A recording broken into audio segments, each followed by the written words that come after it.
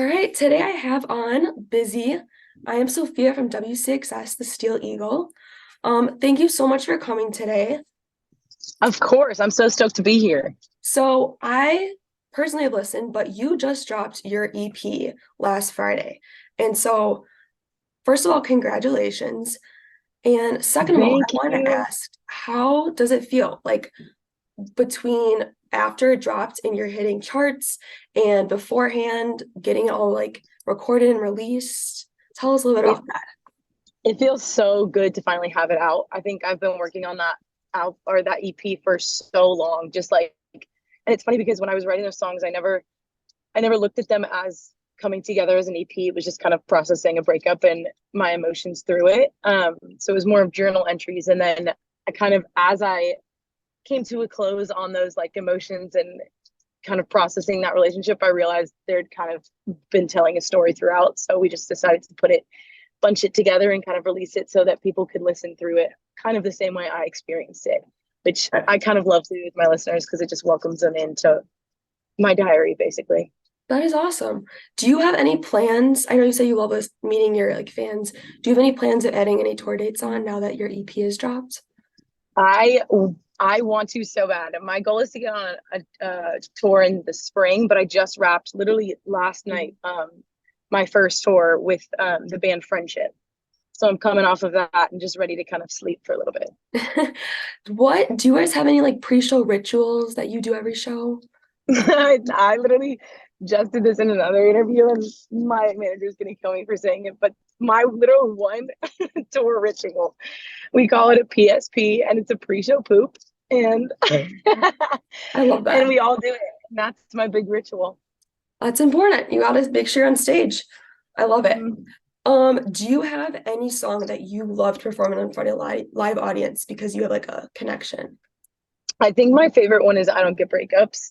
And it's funny because originally that wasn't like my favorite to perform. It like slowly became that way throughout like seeing it kind of like affect fans in like real time. And throughout the chorus there's a part where I say like, oh, I don't get breakups, and then the crowd screams what, and it's like this like callback thing, and it's just I don't know, it's so much fun because it feels like such a good connection, like friendship way with the fans. That is awesome. Do you have any kind of like with the lyrics, do you have any lyrics that stand out to you on the EP that we might not know the meaning of, but there might be like a deeper meaning to it that stands out? Hmm, that's a good question. It's not. I mean, obviously you can know the meaning of it, but it's in I Don't Get Breakups. I do a callback of the clean cut, and it's funny because we were writing that song, and I still didn't at the time know it was going to be on the EP, but it just felt like it was all kind of one storyline, so it just felt so natural to like call back to that song that was also about the same person. And now that we put it into like one story and one EP, it feels like so kind of serendipitous that it all happened that way. And I get to like call back a song that's on the project. That's awesome. Can you talk us through your writing process? Like, do your lyrics come first or the song, melody? What is it like if we were to come in the studio with you? Totally. So I think there's two way it happens. Is one, if I'm writing by myself, it's very much like I pick up a guitar or I'm driving in my car and I'm just like kind of processing. The whole writing process for me is like just processing my feelings and my emotions and turning it into something. Um, and so it usually happens, yeah, in my car in my basement, and I'm just kind of like mumbling words and random lyrics and just kind of like piecing it together as it comes out. And then the next would be like if I'm writing with like a co-writer or a producer in the room, I try and really come in with like a clear vision of where I want the song to go, just because then it's easier to kind of take the people on the ride in the room and be like, okay, this is the journey, this is where I'm headed. And I usually try and come with like a concept. So like with Spinach in My Teeth on the EP, it was like I had the title and I knew where I wanted to go. I just needed to kind of fill in the line. And that's where like I really leaned on like co-writers, which is great. That's awesome. Um, do you have any advice? I always like to ask everyone this. Do you have any advice for people Ooh. who want to go in the music industry or be at some type of level that you would be at that are kind Ooh. of trying to find their spot? Let me think. I want to like give good advice.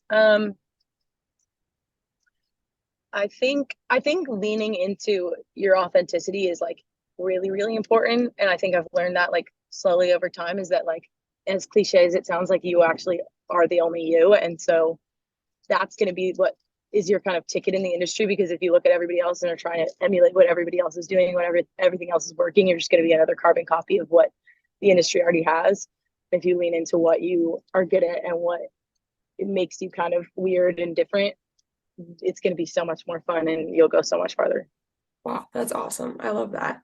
Do you have a dream collaborator? I know you collab a collaboration on the EP, which I think Yes. is awesome. Thank you. Steinza is amazing. My dream collaborator. Oh my gosh, I have so many dream collaborators. Probably Julia Michaels, because she's been such an inspiration of like songwriting for me, and her voice is like incredible. And I would love to actually like write with her and just like sit down and pick her brain for hours because she's just so freaking smart. That's awesome. I love that.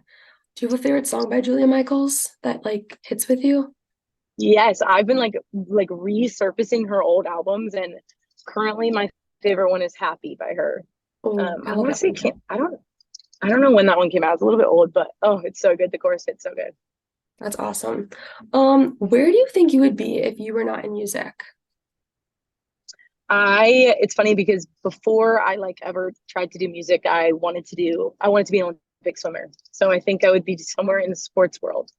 And it's funny saying that now, but yeah, that was like my whole world before music. That's awesome.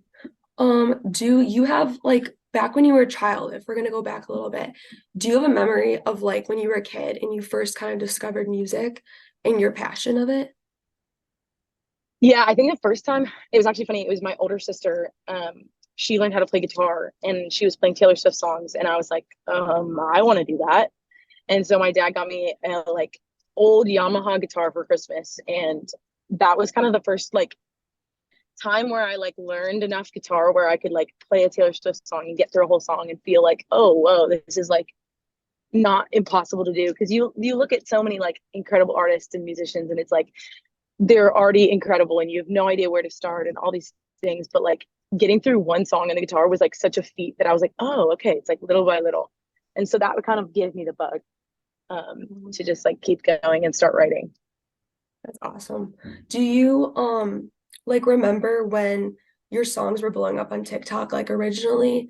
Like, do you know what you were doing or like what was going on when you kind of like recognized that stuff? Yeah, it's a really funny story. So it was the first TikTok I ever posted was for anybody, and it was like the most random, like I didn't know what I was doing kind of thing. I like put it up on TikTok, and it had actually gotten cut short. I was like, I did 15 seconds instead of 60 seconds, but I was running late for work, so I was like, okay, whatever. So I was working at Taqueria del Sol, this like Mexican restaurant at the time, and I remember like literally bringing out a tray of tacos and having my phone in my back pocket. It was like buzzing, and I like put the tray down, and my sisters are like blowing up our group chat, and they're like, check TikTok right now, like you have to look. And I'm like looking at it, and it's like blowing up, and it was the weirdest thing ever because I'm literally like bringing nachos to a table and and then like looking at my phone, and it's like people all over the world are commenting on it. So that was crazy. That is awesome. Now, with 2024 coming up, do you have, I know you said you're thinking about going on tour in the spring. Do you have any plans for anything else music wise for the year? Yes, definitely nothing I can say to confirm completely, but definitely Mhm. lots of new exciting things to come for sure. That is awesome. Let's end it. I think, first of all, I cannot wait for any new music or anything's going on. So stoked. Because as I mentioned before, I got sent I Don't Get Breakups for the Steel Eagle radio, and I contacted the person like kind of higher up in charge of me, and I was listening and I was like, this is the perfect sound for today. Like you have the perfect modern sound that is just hitting the charts today. So You're the congrats. best. That's so nice to hear. Um, Thank you. of course. No, but honestly, I think that your songs are amazing, and I I really do think that you will go somewhere soon because it hits home, I feel like, on a lot of people with the lyrics and the Thank sound. So congratulations. thank you Is so there much. anything else you would like to tell the listeners about listening? Um, I don't think so. I mean, I guess the only thing is I would listen to it from like first one to last one because it tells a story and I'm a sucker for a story. But I think that's the only thing. All right. Well, thank you so much. Um, we will link down your socials on the YouTube video. And thank you so much for coming and spending your time. And I Thank you for can't having wait me and interviewing for me. This is so everything else great. in your future. Thank you. It was so nice to meet you. I'm sorry.